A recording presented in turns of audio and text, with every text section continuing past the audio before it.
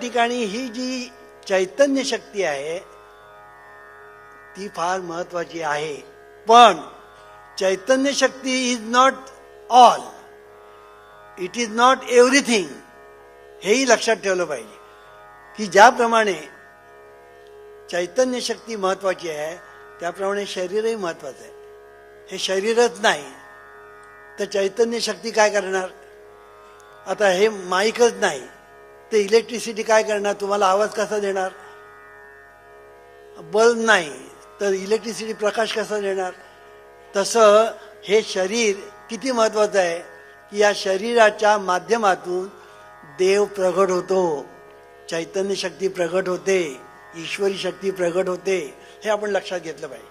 आणि म्हणून शरीराचं महत्त्व तितकंच आहे.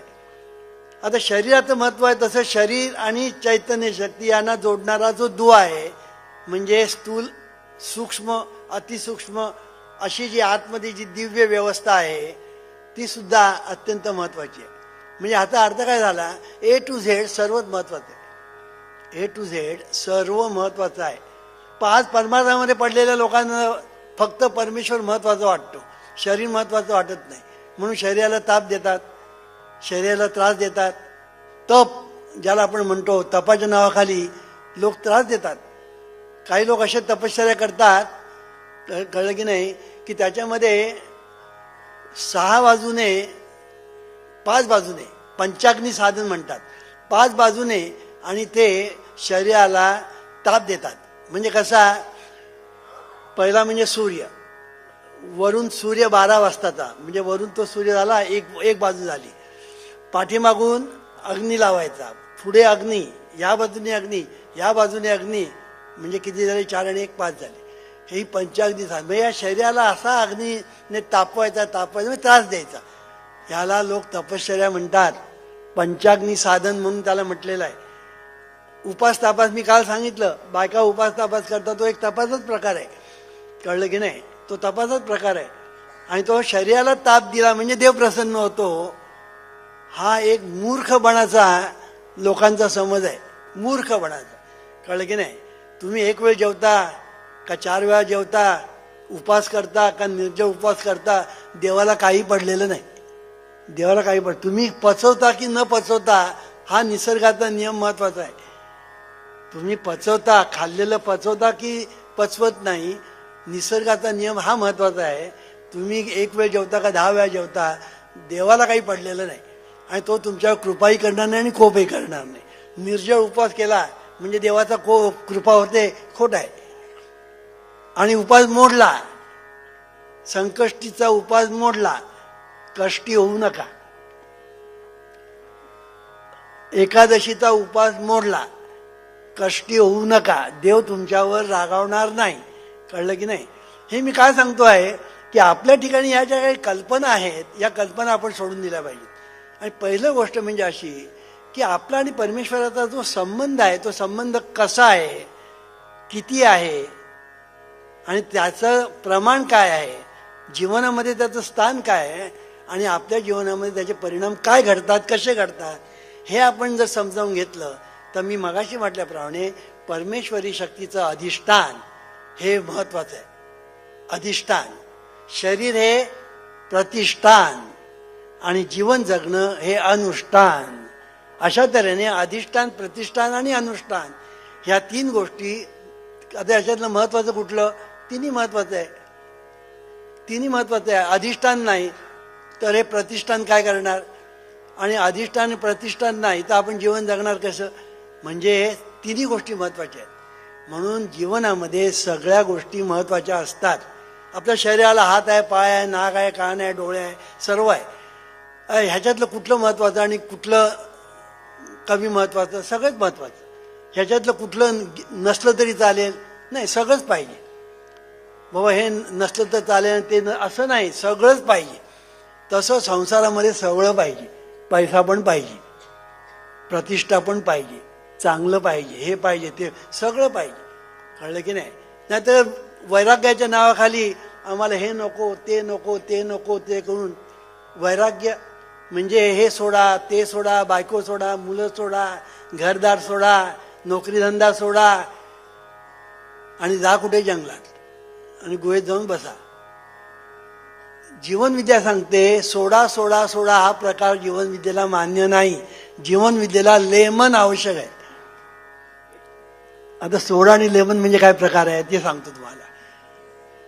सोडा म्हणजे मी सांगितलं सोडा सोडा सोडा, आम्ही म्हणतो काही सोडू नकोस, कळलं नाही. लेमन, लेमन म्हणजे काय, ले म्हणजे घे, मन म्हणजे तुझं मन. तुझं मन आहे ना ते तू हातात घे, ते मन आहे ना ते प्रसन्न करून घे.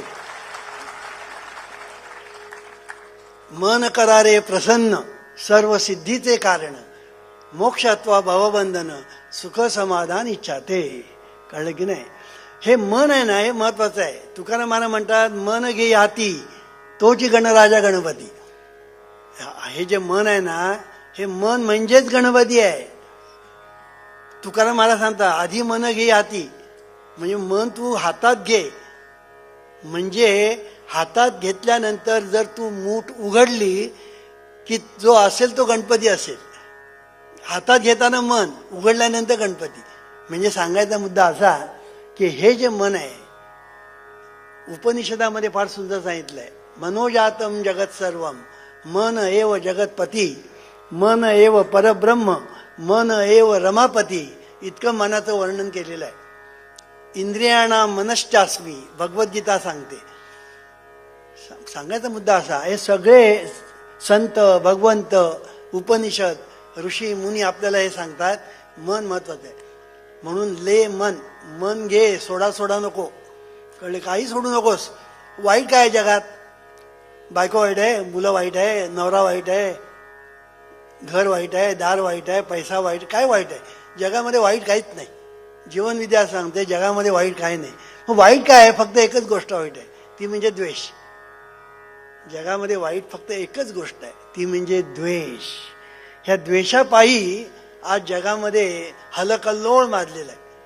हलकल्लोळ, मग तो गोव्यात असू दे, मुंबईत असू दे किंवा जगात असू दे, कुठेही असू दे. एका द्वेषापायी आज सगळीकडे जे दुःख दुःख आपण जे म्हणतो, सुख वाहता जवा पाडे दुःख पर्वत आहे एवढे, ह्याचं मुख्य कारण द्वेष.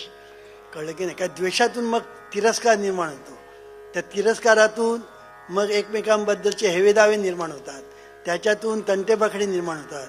त्याच्यातून कोर्ट कचेऱ्या निर्माण होतात. त्याच्यातून दंगेधोपे होतात. त्याच्यातून युद्ध लढाई होतात. हे सगळं जे चालतं ना ते एका द्वेषावर चालतं. मग जगामध्ये सगळं चांगलं आहे, वाईट काहीच नाही, फक्त द्वेष वाईट आहे. कळले की नाही. फक्त द्वेष वाईट आहे. असो, सांगायचा मुद्दा असा की ही जी ईश्वरी शक्ती आपल्या ठिकाणी आहे तिच्याकडून आपल्याला रिॲक्शन मिळते. ती आपल्याला रिॲक्शन देत नाही. एवढी एक गोष्ट लक्षात ठेवायची. आणि ती कशी देते, चांगली किंवा वाईट, दोन प्रकार आहे. तुम्ही तिच्याकडे कसे जाता त्याप्रमाणे तिच्याकडून तुम्हाला रिॲक्शन मिळणार. कळलं की नाही. म्हणून जीवनविद्या असं सांगते की तुमची ॲक्शन ही महत्त्वाची आहे. कारण रिॲक्शन ही होणारी असते, रिॲक्शन ही होणारी असते, ॲक्शन ही महत्त्वाची असते. हे सगळे लॉज ऑफ नेचर आहे. आणि हे जे लॉज ऑफ नेचर आहे त्याच्यापैकी मी एकच सांगितला, law of action and reaction हा एकच सांगितला. पण आणखीन सिद्धांत जे आहेत ते ह्याचे उपसिद्धांत आहेत. Law of adjustment, law of gravity, law of interaction, law of life, law of conscious mind, law of subconscious mind, law of interaction, law of as you think so you become, law of cause and effect. किती lodge आहेत. हे सगळे आपल्या जीवनाशी अत्यंत घनिष्ठ त्याचा संबंध आहे. अत्यंत घनिष्ठ संबंध आहे. इवन लॉ ऑफ ग्रॅव्हिटीचा सुद्धा, फोर्स ऑफ ग्रॅव्हिटीचा आपल्या जीवनाशी फार घनिष्ठ संबंध आहे. अत्यंत घनिष्ठ संबंध आहे. मी जो मगाशी सांगितला ना तो एक झाला, पण आपलं जे जीवन जे चाललेलं आहे ना ते सुद्धा त्या फोर्स ऑफ ग्रॅव्हिटीशी जर संबंध आहे. मी आता ते सांगत नाही कारण त्याच्यात वेळ जाईल म्हणून. हे मी काय सांगतो आहे की हा महत्त्वाचा विषय आपण नीट लक्षात घेतला पाहिजे की हे जे लॉज ऑफ नेचर जे आहेत ते आपल्या जीवनामध्ये महत्त्वाचे आहेत. आज जगामध्ये सगळे सायन्स नावाची गोष्ट निर्माण झाली. कितीतरी सायन्सचे प्रकार आहेत, फॅकल्टीज आहेत. आता ह्या सगळ्या ज्या सायन्सच्या ज्या फॅकल्टीज आहेत त्याचा बेस हा लॉज ऑफ नेचर आहे. त्याचा जो बेस आहे तो लॉज ऑफ नेचर आहे. पण आपल्याला जे लॉज ऑफ नेचर माहीत आहेत, म्हणजे ज्ञात आहेत, ते अगदी थोडे आहेत. आणि जे माहीत नाहीत ते असंख्य आहेत. म्हणजे निराळ भाषा सांगायचं झालं तर laws of nature are infinite. आणि आपल्याला जे माहीत आहे ते फार थोडे माहीत आहेत. पण जे थोडे माहीत आहेत त्या बेसवर जे विज्ञान निर्माण झालं, त्या विज्ञानाने किती प्रगती केली ते आपण पाहिलं. त्या विज्ञानाने किती प्रगती केली ते आपण पाहिलं. हे मी काय सांगतोय की हे लॉज ऑफ नेचर आपल्या जीवनामध्ये फार महत्त्वाचे आहेत. ह्या लॉज ऑफ नेचरना समजावून घ्या.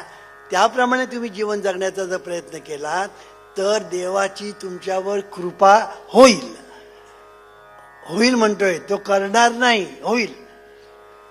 याच्या उलट लॉज ऑफ नेचर समजावून घेतले नाहीत आणि उगीच फालतू इकडच्या तिकडच्या गोष्टी जर तुम्ही करत बसाल देवा धर्माच्या नावाखाली, तर त्याचा काही उपयोग होणार नाही. मी असं म्हटल्यानंतर लोक रागावतात माझ्यावर, पण हे सत्य आहे हे त्यांना कळत नाही, नंतर कळतं. कळलं की नाही? माझ्याकडे अनेक लोक येतात, अहो आम्ही इतका देवधर्म केला, आम्ही इतकं हे केलं, आम्ही तितकं ते केलं, तरी आमच्या जीवनामध्ये असं कसं असं म्हणतात. मी त्यांना सांगतो असं कसं याचं कारण एकच, तुमचं अज्ञान. तुमचं अज्ञान. आणि म्हणून लॉज ऑफ नेचर आपण समजावून घेतलं हे महत्त्वाचे आहेत. आणि मी जे आता सांगितलं ना ह्याचे अगदी थोडे मी सांगितले की जे आपल्या जीवनाशी अत्यंत त्याचा घनिष्ठ संबंध आहे. आणि म्हणून action and reaction equal and opposite, action and reaction multiplied magnified, हे मी सांगितलं. एकाच सिद्धांताच्या दोन बाजू मी सांगितल्या. आता action and reaction equal and opposite म्हणजे कसं ते बघा. आपण हातात चेंडू घेतला आणि भिंतीवर आपटला की तो भिंतीवरचा आपटलेला चेंडू आपल्याकडे परत येईल. म्हणजे ॲक्शन रिॲक्शन झाली. पण तुम्ही जमिनीमध्ये आंब्याची कोय पेरा आणि मग काही दिवसानंतर त्याला अंकुर येईल, मग त्याला बुंदा येईल, फांद्या येईल, मग पानं येतील, मोहर येईल, मग त्याच्यावर जवळजवळ 4000 आंबे येतील. आणि त्या 4000 आंबे कापल्यानंतर पुन्हा त्यामध्ये 4000 कोई येतील. पेरली किती? एक कोय. आणि 4000 कोई निर्माण झाल्या, 4000 आंबे निर्माण झाले. पानं किती झाली, मोहर किती झाले, पत्ता नाही. फांद्या किती, पत्ता नाही. हे सगळं निर्माण झालं एका कोईपासून, एका कोईपासून. परमेश्वराचं हे असं चाललेलं आहे. एकोहम बहुश्याम प्रजयाम. हे पूर्वी आपल्या ऋषीमुनीने हा सिद्धांत फार पूर्वी सांगितला. एकोहम बहुश्याम. कारण मी एक होतो, अनेक झालो. अनंत रूपे, ज्ञानेश्वर महाराज, अनंत रूपे अनंत वेशे देखिले त्यासी, बाप रखुमा देवीवरू खून बाणली ऐसी. देखिला देखिला माये देवाचा देव, फिटला संदेह निमाले दुजेपण. दुजेपण हे अंडरलाईन करण्यासारखा शब्द आहे, त्याच्यावरच प्रवचन करावं अशी इतका तो महत्त्वाचा शब्द आहे. असो, सांगायचा मुद्दा असा की हा जो एक अनेक झाला, हा जो एक आहे ना, आपलं पण तसंच आहे ना. तो जसा परमेश्वर जसा आहे ना तसेच आपण आहोत. किंवा आपण आणि तो एकच आहोत. तत्वमसी हे आपल्या ऋषीमुनीने पूर्वीच सांगितलं. अहम ब्रह्मास्मी आपल्या ऋषीमुनीने आधीच सांगितलंय. सोहम, तो आणि मी एकच आहे, हे आपल्या ऋषीमुनीने पूर्वीच सांगितलं. शिवोहम हे ऋषीमुनीने आपल्याला किती 4000 वर्षापूर्वी सांगितलं. आपलं त्याच्याकडे लक्षच नाही. जे संतांनी सांगितलं, ऋषीमुनी सांगितलं, तिथे आमचं लक्ष नाही. आमचं लक्ष काय, हे बुवा बाबा, हे भगत फकीर काय जे काय करतात तिकडे करणी भरणी, मूठ मारणं, माती धोंडे, इथे आमचं लक्ष सगळं जातं. जरा काय संसारामध्ये बिघडलं, चालला बुवा बाबाकडे. कळलं की नाही? कोणीतरी करणी केली, कोणीतरी मूठ मारली, देवाचा नवस फिटला नाही. तो सांगतो, अहो मी देवाचा नवसच केला नाही, तर तुम्ही काय, तू नाही केला पण तुझ्या बापाने केला म्हणाले. आता बाप जाऊन 10 वर्ष झालेली. कळलं की नाही? बाप जाऊन 10 वर्ष झालेली. आता हा कोणाला जाऊन विचारणार तुम्ही नवस केला होता की नाही म्हणून. पण हे बुवा बाबा ठोकून देतात. कळलं की नाही? एक लक्षात ठेवा. मी आता आठवण झाली म्हणून मी तुम्हाला सांगतो.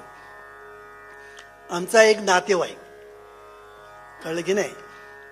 तो असाच बुवा झाला, असाच बुवा झाला, देवधर्म करायला लागला आणि बुवा झाला. आणि त्याच्या दारामध्ये मोटारी हो लोक रांका लावायला लागले आणि त्यांना प्रश्न विचारायला लागले. लोकांना काय प्रश्नच पडतात ना, कोणीतरी उत्तर द्यायला पाहिजेच असतं. झालं हे रांग लोकांच्या त्याच्या. आणि मग कोणी आला प्रश्न, आमच्या घरामध्ये नवरा बायकोची भांडणं होतात, काय कारण, हा डोळे मिटतो असं आणि काहीतरी सांगतो. पुन्हा आणखीन कोणतरी आला काय, अशा तऱ्हेने प्रत्येकाला तो उत्तर देतो. त्याची माझी चांगलीच ओळख आहे. आमचं नातेवाईक, मी एक दिवस त्याला विचारलं, म्हणजे मला माहीत होतं, पण मी त्याच्या तोंडून फक्त मला माहीत, अरे तू हे जे सांगतोस ना ते काय रे, कसं सांगतोस रे. तो म्हणाला, सांगू का, मी असा डोळे मिटतो आणि कोणी मला विचारलं नवरा बायकोची भांडणं का होतात, मग मनामध्ये त्यावेळेला जे येईल ते मी ठोकून देतो म्हणाल. बघा, मनामध्ये जे येईल ते ठोकतो. मग एकदा माझ्या मनात असं आलं, कोणीतरी विचारलं माझी मुलं नापास होतात काय, त्याला काय, गोंधळ घातला नाही, लगेच ठोकून दिलं त्याने. म्हणजे सांगायचा मुद्दा काय की अशा तऱ्हेचे बुवा बाबा असतात, ठोकून देतात. कळलं की नाही. तुम्हाला ते खरं वाटतं, तुम्हाला असं वाटतं काय यांच्याकडे पॉवर आहे. कळलं की नाही. अहो त्यांच्या घरामध्येच सगळे प्रश्न निर्माण झालेले असतात, तेच त्यांना सोडवता येत नाहीत. ते तुमचे प्रश्न काय सोडवणार. दुसरी एक गोष्ट सांगतो, आठवण झाली म्हणून सांगतो. मी सोलापूरला गेलो होतो, तिकडे माझं प्रवचन होतं आणि ते प्रवचन वगैरे सगळं झालं. ते सकाळच्या वेळेला लोक भेटायला येतात.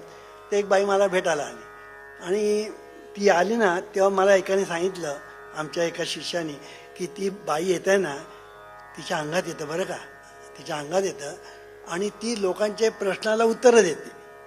मला सांगितलं. मी म्हटलं ठीक आहे. ती आली माझ्यासमोर बसली. म्हणा, महाराज मला तुम्हाला काही प्रश्न विचारायचे आहेत, ते तुम्ही सांगाल का.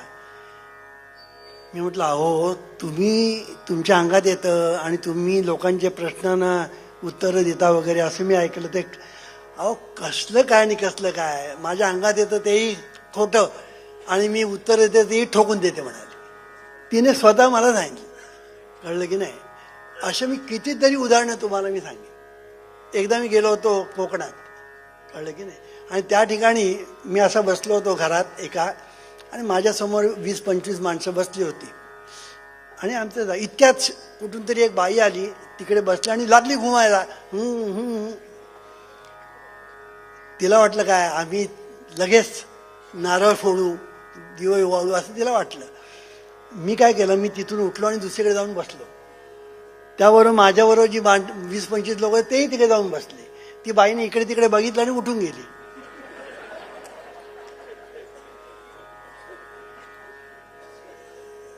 मला काय सांगायचंय, ह्या फालतू गोष्टीमध्ये आपण आज जे पडलेलो आहोत ते उठतच नाही. पडलात ना मग उठणार कसे. म्हणून laws of nature are important, हे लक्षात ठेवा. आणि म्हणून हे जे लॉज ऑफ नेचर आहे हे तुम्ही समजावून घ्या की as you think so you become. फार मोठा सिद्धांत आहे हा, मोठा निसर्गाचा नियम आहे. तुम्ही जसे विचार करता त्याप्रमाणे तुमच्या जीवनाला आकार प्राप्त होतो. विचार हा चैतन्य शक्तीचा आविष्कार आहे. तो तुमच्या जीवनाला आकार देणारा कुशल कुंभार आहे, हे लक्षात ठेवा. आणि म्हणून विचार हा सामान्य गोष्ट नाही, विचार ही सामान्य गोष्ट नाही. म्हणून विचार हा ईश्वर आहे असा जीवनविद्येने सिद्धांत मांडला. विचार हा ईश्वर आहे. ईश्वर काय करतो, दोन्ही करतो ना. मगाशी मी ऐकलं, चांगली रिॲक्शन देतो आणि वाईट पण रिॲक्शन देतो. तसं विचार ही एक शक्ती आहे, विचारशक्ती, आणि ती ईश्वरी शक्ती आहे. आणि म्हणून तुम्ही विचार काय करता त्याप्रमाणे तुमच्या जीवनाला आकार प्राप्त होतो. मनस्थिती आणि परिस्थिती यांचा एकमेकांशी संबंध आहे. मनस्थिती बदला, परिस्थिती बदलेल. विचार बदला, नशीब बदलेल. It is so simple. पण आपल्या ध्यानातच येत नाही, आपल्या ध्यानातच येत नाही. You can change your destiny by the thoughts that you think, the ideas that you harbor, the beliefs that you accept, and the scenes that you rehearse in the hidden studio of your subconscious mind through the conscious mind. की आपलं नशीब आपल्याला बदलता येतं. जे काही जीवनामध्ये चाललेलं आहे, अनिष्ट गोष्टी, संकट म्हणा, दुःख म्हणा, हे सगळं आपल्याला बदलता येतं. केव्हा तुम्ही तुमचे विचार बदलाल तेव्हा. विचार बदलत ना की सगळं बदलतं. पण विचार जोपर्यंत बदलत नाही तोपर्यंत ते तसंच चालत राहतं. एक उदाहरण देतो. आपण सिनेमा पाहतो. सिनेमा पाहत असताना पडद्यावर तुम्हाला जे दिसतं ते त्या कॅमेऱ्यातून दिसतं. आणि कॅमेऱ्यामध्ये ती जी रीळ असते, त्या रीळमध्ये जे असतं ते तुम्हाला त्या पडद्यावर दिसतं. ते रीळ जोपर्यंत तेच आहे तोपर्यंत पडद्यावर तेच दिसेल, दुसरं दिसणारच नाही. पण तुम्हाला जर पडद्यावरचं चित्र बदलायला पाहिजे असेल तर रीळ बदलायला पाहिजे. तुम्ही रीळ बदललं की पडद्यावरचं चित्र बदललं. तसं तुमच्या ठिकाणी हे जे जीवनाचा हा जो पट आहे, त्या पटावर जी तुमची चित्र येतात नशिबाची, ही चित्र तुम्हाला जर बदलायची असेल तर तुमचं रीळ बदललं पाहिजे. तुमचं रीळ बदललं पाहिजे, तुमचे विचार बदलले पाहिजेत, तुमची मनस्थिती बदलली पाहिजे. तुम्ही म्हणा हे कसं काय करायचं? वामनराव तुम्ही बोलता हे सांगता हे सगळं ठीक आहे, पण हे करायचं कसं? अहो ते सांगण्यासाठी तर मी इथे आलो ना. ते सांगण्यासाठी मी इथे आलोय की हे करायचं कसं. की हे करायचं फार सोपं आहे, त्याला काही कठीण नाही. पण हे करायचं का ते मात्र समजावून घ्या. की आपल्या ठिकाणी मी मगाशी सांगितलं की आपण ॲक्शन केली की रिॲक्शन होणार. आज, उद्या, परवा, एरवा, सूनर ऑर लेटर. कालच मी सांगितलं झाडं 1 वर्षांनी फळ देतं, 4 वर्षांनी फळ देतं, 10 वर्षांनी फळ देतं. अक्रोडाचं झाड 100 वर्षांनी फळ देतं असं म्हणतात. म्हणजे जशी झाडं असतात ती निराळी फळं टायमाने फळ देतात तसं आहे ते. तसं आपल्या जीवनामध्ये काय काय गोष्टी अशा असतात की फळ तात्काळ, तर काही वेळेला फळ मिळायला उशीर होतो पण फळ मिळतं. उदाहरण मी एक देतो. तुम्ही रस्त्यावरून चाललेला आहात, आणि तुम्ही तुमच्याच विचारात आहात. समोरून एक माणूस येतो आहे, कळलं की नाही, त्याला पान खायची सवय.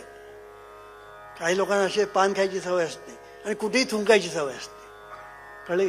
तो एक समोरून येतोय, हा इथून येतोय आणि पीच केल्यावर त्याच्या अंगावर पडलं आणि त्याचे कपडे सगळे खराब झाले. त्याने एक तोंडात मारली त्याच्या, ते सगळे दात खाली. दणकट होता ना तो, एक मारली तोंडात, दात सगळे. म्हणजे ऍक्शन झाली पीच, रिॲक्शन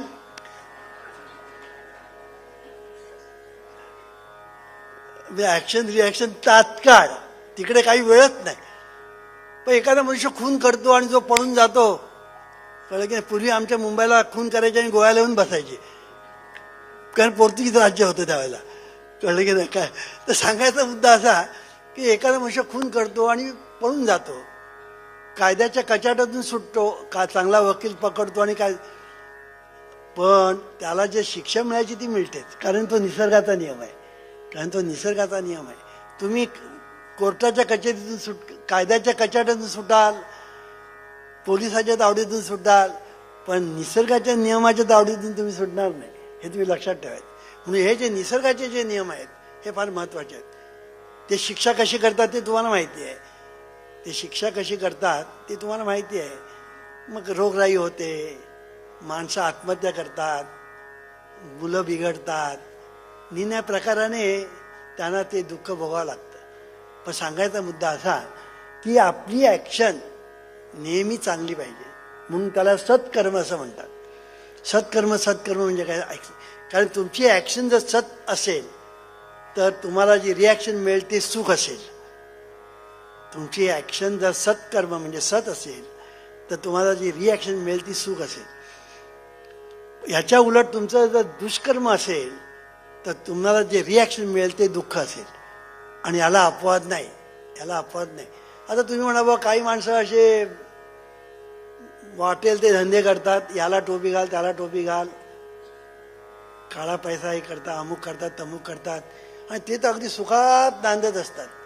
मग वामनराव हे तुमचं कुठे गेलो हो तत्वज्ञान, असं आम्हाला लोक विचारतात.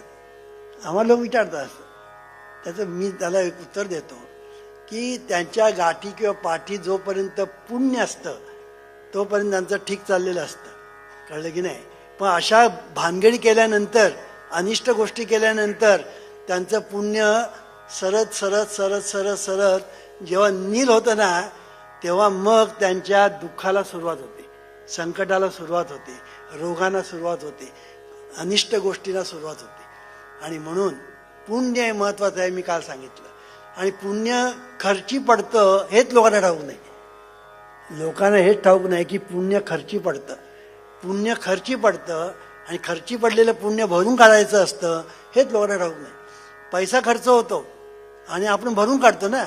मग आपण उद्योगधंदा करतो, नोकरी करतो का पैसे खर्चच करत राहतो. आपण खर्च करतो एका बाजूने, मिळवतो दुसऱ्या बाजूने. असं मिळवणं आणि खर्च करणं सतत चाललेलं असतं. तसं पुण्य आपण खर्ची टाकतो तेव्हा आपल्याला जीवनामध्ये चांगल्या चांगल्या गोष्टी मिळत असतात. पण त्या चांगल्या गोष्टी मिळत असताना आपण पुण्य खर्ची टाकतो आहोत हे किती लोकांना ठाऊक आहे. आणि ते पुण्य भरून काढलं पाहिजे हे किती लोकांना ठाऊक आहे. हे न समजल्यामुळे जी माणसं आपल्याला मगाशी म्हटल्याप्रमाणे व्यवस्थित आहे असं वाटतात, त्यांचं पुढे सगळं बिघडत जातं. हे का होतं? याचं कारण एकच, खर्ची पडलेली पुण्याई भरून काढली नाही. गाठी आणि पाठी, मी कालच सांगितलं, गाठी जी पुण्याई असते ती तुम्हाला किती काळ पुरणार. म्हणून आपणही आपल्या पाठी आपणही पुण्य निर्माण केलं पाहिजे हे लक्षात ठेवलं पाहिजे. तेव्हा सांगायचा मुद्दा, गाठी आणि पाठी पुण्य असेल तर उत्तमच, पण काहीतरी आपल्या पाठीमागे पुण्य पाहिजे किंवा गाठी पुण्य पाहिजे. आता ते मिळवायचं कसं तेही मी सांगणार आहे आणि सोप्या पद्धतीने. त्यात काही कसली कटकट नाही, कसल्या तऱ्हेचं कर्मकांड नाही, कुठे जायला नको, कुठे यायला नको. तुम्हाला अगदी सोप्या पद्धतीने हे कसं करायचं ते मी सांगणार आहे. आणि आपण आनंद वाटता वाटता वाटता आनंद लुटायचा कसा हे मी तुम्हाला समजवणार. ईश्वरा सर्वांना चांगली बुद्धी दे, आरोग्य दे, सर्वांना सुखात आनंदात ऐश्वर्यात ठेव. सर्वांचं भलं कर, कल्याण कर, रक्षण कर.